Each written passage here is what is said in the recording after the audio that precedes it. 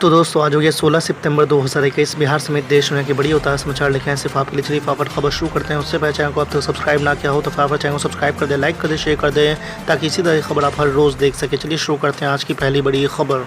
पश्चिम बंगाल में चुनाव के बाद हिंसा की जांच कर रही सीबीआई का शिकंजा मुख्यमंत्री ममता बनर्जी के करीबी तक पहुंच गई है। आपको बता दें कि सीबीआई ने नंदीग्राम में ममता बनर्जी के इलेक्शन एजेंट रहे शेख सुफियान को गुरुवार को तलब किया है। आपको बता दें कि नंदीग्राम में चुनाव परिणाम के बाद हिंसा के दौरान एक हत्या के मामले में शेख को पूछताछ के लिए बुलाया गया है। ममता बनर्जी इस सीट पर चुनाव हार गई थी। वहीं अधिकारियों ने बताया है कि ये देवव्रत मेथी पर हमले से संबंधित है, जिसको 3 मई को उन पर अज्ञात लोगों ने हमला किया था। दूसरी बड़ी खबर, दिल्ली सरकार ने राजधानी में सर्दियों के मौसम में बढ़ते प्रदूषण पर काबू करने के उपायों के तहत इस बार भी दिवाली पर हर तरह के पटाखों के भंडार, बिक्री एवं उपयोग पर पूरी तरह से रोक लगा दी है। आपको बता दें कि दिल्ली में हर साल दीपावली के दौरान प्रदूषण खतरनाक स्तर तक पहुंच जाता है। मुख्यमंत्री अरविंद केजरीवाल बुधवार को ट्वीट कर बताया कि पिछले 3 साल से दिवाली के समय दिल्ली के प्रदूषण की खतरनाक स्थिति को देखते हुए पिछले साल की तरह इस बार भी हर प्रकार के पटाखों के भंडारण, बिक्री एवं उपयोग पर पूर्ण प्रतिबंध लगाया जा रहा है, जिससे लोगों की ज़िंदगी बचाई जा सके। तीसरी बड़ी खबर, आम आदमी पार्टी ने प्रदेश में होने जा रहे विधानसभा चुनाव के लिए 100 संभावित प्रत्याशियों की पहली सूची बुधवार को जारी कर दी है। पार्टी के प्रदेश प्रभारी एवं राज्यसभा सांसद संजय सिंह ने कहा है कि ये संभावित प्रत्याशी उत्तर प्रदेश विधानसभा प्रभारी के रूप में पार्टी के अभियान को संचालित करेंगे। इनका काम सही रहा तो इन्हें पार्टी अपना प्रत्याशी बनाएगी। आपको बता दें कि पत्रकारों से बातचीत करते हुए संजय सिंह ने कहा है कि पिछड़े वर्ग से सबसे ज़्यादा 35 प्रभारी बनाए गए हैं। वहीं सूची में 20 ब्राह्मण, 16 दलित और 5 मुस्लिम नेताओं को भी प्रतिनिधित्व दिया गया है। चौथी बड़ी खबर, भाजपा किसान मोर्चा 18 सितंबर को लखनऊ में एक विशाल किसान सम्मेलन का आयोजन करने जा रहा है। आपको बता दें कि जिसमें शामिल करीब 20,000 किसान मुख्यमंत्री योगी आदित्यनाथ के प्रति आभार व्यक्त करेंगे। मोर्चा के प्रदेश अध्यक्ष कामेश्वर सिंह ने बुधवार को कहा कि योगी सरकार किसानों के हित में काम कर रही है। सरकार ने दर्जनों ऐसे निर्णय लिए हैं जिससे किसानों को व्यापक हित हुआ है। उन्होंने कहा है कि स्मृति उपवन में होने वाले इस सम्मेलन में प्रदेश के सभी विधानसभा क्षेत्रों से 50-50 किसान आएंगे और लगभग 20,000 किसान उपस्थित होकर मुख्यमंत्री के प्रति आभार प्रकट करेंगे। पांचवी बड़ी खबर, कांग्रेस के पूर्व अध्यक्ष राहुल गांधी भारतीय जनता पार्टी और आरएसएस पर जमकर निशाना साधा है। उन्होंने आरोप लगाया है कि बीजेपी और आरएसएस महिलाओं को आगे नहीं आने देना चाहते हैं। राहुल गांधी ने यह भी सवाल किया कि क्या राष्ट्रपिता महात्मा गांधी की तस्वीरों में आसपास 2 या 3 महिलाएं दिखती है, लेकिन मोहन भागवत की तस्वीर में कोई महिला क्यों नहीं दिखती है। राहुल गांधी ने कहा है कि मोहन भागवत के संगठन आरएसएस महिला शक्ति को दबाना चाहती है, जबकि कांग्रेस महिला शक्ति को आगे बढ़ाने का मंच देता है। राहुल गांधी ने कहा है कि आरएसएस ने किसी महिला को प्रधानमंत्री नहीं बनाया, लेकिन कांग्रेस ने महिला को देश का प्रधानमंत्री बनाया है। भाजपा की सरकार ने घरों से लक्ष्मी और शक्ति को बाहर निकाल दिया है। छठी बड़ी खबर, भारतीय किसान यूनियन के नेता राकेश टिकैत ने कहा है कि बीजेपी को उत्तर प्रदेश चुनाव में दिक्कत नहीं आने वाली है, क्योंकि उनके चचा जान यूपी में आ चुके हैं। राकेश टिकैत ने कहा है कि असदुद्दीन ओवैसी आ गए हैं, वो तो बीजेपी को जिताकर ही मानेंगे। आपको बता दें कि राकेश टिकैत का ये बयान उस बयान के बाद आया है जिसमें सीएम योगी आदित्यनाथ ने अब्बा जान शब्द का इस्तेमाल किया था।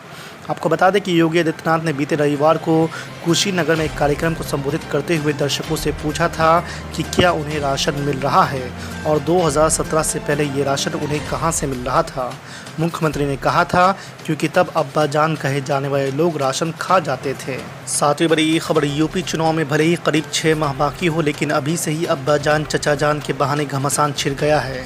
ताज़ा बवाल भारतीय किसान यूनियन के नेता राकेश टिकैत के बयान पर मचा है, जिन्होंने एमआईएम प्रमुख असदुद्दीन ओवैसी को इशारों ही इशारों में बीजेपी का चचा जान बता डाला। एमआईएम ने टिकैत के इस बयान का करारा जवाब दिया है। ओवैसी के पार्टी के प्रवक्ता सैयद असीम वक़ार ने कहा है कि राकेश टिकैत का एक बयान आया है जिसमें वो ओवैसी साहब को बीजेपी की बी टीम बता रहे हैं और ओवैसी साहब को बीजेपी का चचा जान बता रहे हैं, लेकिन मुजफ्फरनगर दंगे के वक्त राकेश टिकैत कहां छिपे बैठे थे। असीम वक़ार ने कहा कि राकेश टिकैत कितने सेक्युलर हैं, ये उन्हें और उनके लोगों को बाखूबी मालूम है। राकेश टिकैत साहब का एक बयान आया जिसमें वो ओवैसी साहब को बीजेपी की बी टीम बोल रहे हैं। ओवैसी साहब को बीजेपी के चच्चा। राकेश टिकैत साहब, आप कितने बड़े सेकुलर हैं ये मुझसे और मेरे लोगों से बेहतर कोई नहीं जानता। 2017 का जो चुनाव था विधानसभा का और 2019 का, इसमें आप भारतीय जनता पार्टी के लिए काम कर रहे थे और बीजेपी को जिता रहे थे और पिछली सरकार को हरा रहे थे, बीजेपी को जिता रहे थे। आज भी मुझे यकीन है कि मुसलमानों के कंधों पर बैठकर आप अपनी राजनीतिक दूरी तय कर रहे हैं। मैं आपसे पूछ रहा हूं कि आज आप मंच पर चढ़कर जाटों की तरफ से अल्लाह अकबर का नारा बुलंद कर रहे हैं, और जब मुजफ्फरनगर का दंगा हुआ था जिसमें मुसलमानों का नरसंहार हुआ था, उस वक्त आप कहां छुपे बैठे थे? उस वक्त आपके लोग हर हर और जय श्री के नारों के साथ मुसलमानों का कत्लेआम कर रहे थे।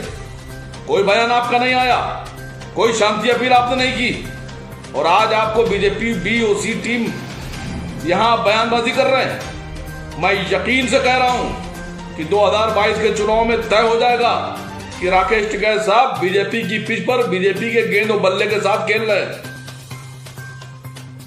मुझे तो यह भी शक है कि 2022 के चुनाव में आप अपने कैंडिडेट अलग से उतार देंगे और लोगों से कहेंगे कि हम बीजेपी का मुकाबला कर रहे हैं और वोटों का ध्रुवीकरण करके बीजेपी को जिताने का काम करेंगे।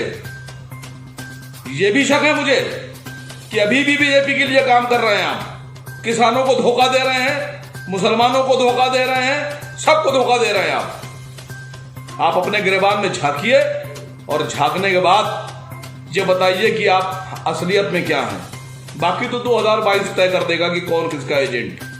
आज आम आदमी पार्टी की ओर से जारी की जा रही है और अब जितने भी अभियान आम आदमी पार्टी की ओर से चलाए जाएंगे वो इन प्रभारियों की देखरेख में, इनकी विधानसभाओं में हमारे कार्यकर्ताओं की मेहनत से, उनके परिश्रम से चलाए जाएंगे। और अभी जो घोषणाएं होंगी आम आदमी पार्टी के घोषणा पत्र में, जो मुद्दे शामिल किए जाएंगे, उसमें जो अभियान उत्तर प्रदेश की जनता से हम करेंगे, जो भी वादा करेंगे, जो भी घोषणा पत्र में मुद्दे शामिल करेंगे, वो जनता के साथ हमारा करार होगा, एग्रीमेंट होगा और उसको लेके अपनी अपनी विधानसभाओं में ये सारे प्रत्याशी अभियान चलाएंगे और आम आदमी पार्टी के जीत का मार्ग अपने कार्यकर्ता साथियों के साथ मिलके, उत्तर प्रदेश की जनता के साथ मिलके हम लोग प्रशस्त करेंगे, मजबूत करेंगे। आपके कोई सवाल?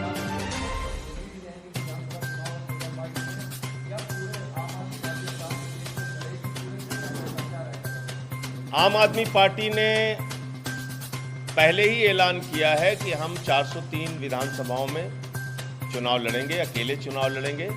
ये हमारे पार्टी के शीर्ष नेतृत्व का, पार्टी का फैसला है और इसलिए हमने कहा भी था कि 15 दिन के अंदर हम अपनी पहली सूची जारी करेंगे